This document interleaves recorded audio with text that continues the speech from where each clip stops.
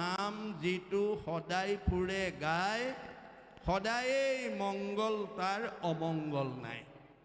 ভগৱন্তৰ হাজাৰটা নামৰ পৰা দুটা এটা নাম যাতে আমি সদায় গাই থাকিব পাৰোঁ কৈ থাকিব পাৰোঁ তাৰ প্ৰতি আমি গুৰুত্ব দিব লাগিব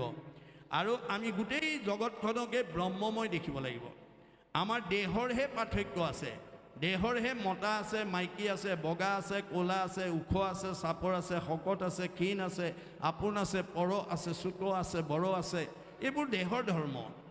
শংকৰদেৱে কৈছে দেহৰ ধৰ্ম নল'বা তোমালোকে কি ধৰ্ম ল'বা আত্মা ধৰ্ম আত্মা কেনেকৈ আছে সৰ্বত্ৰতে সমানে আছে কে সাগ্ৰ শতভাগস্য শতাংশ সাদিশাত্মক জীৱ সূক্ষ্ম অৰূপ অয়ং সংখ্যাতিটো হি চিৎকন পৰম ব্ৰহ্মৰ অংশ আমাৰ দেহ জগতত কিমান আছে বুলি কোনোবাই প্ৰশ্ন কৰিলে ঋকবেদক দোহাই দি ক'ব লাগিব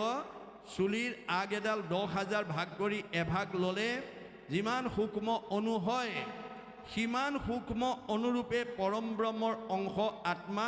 গুৰি পৰুৱাত যিমান হাতীটিটো সিমান বুঢ়া মানুহত যিমান কেঁচুৱা ল'ৰাটো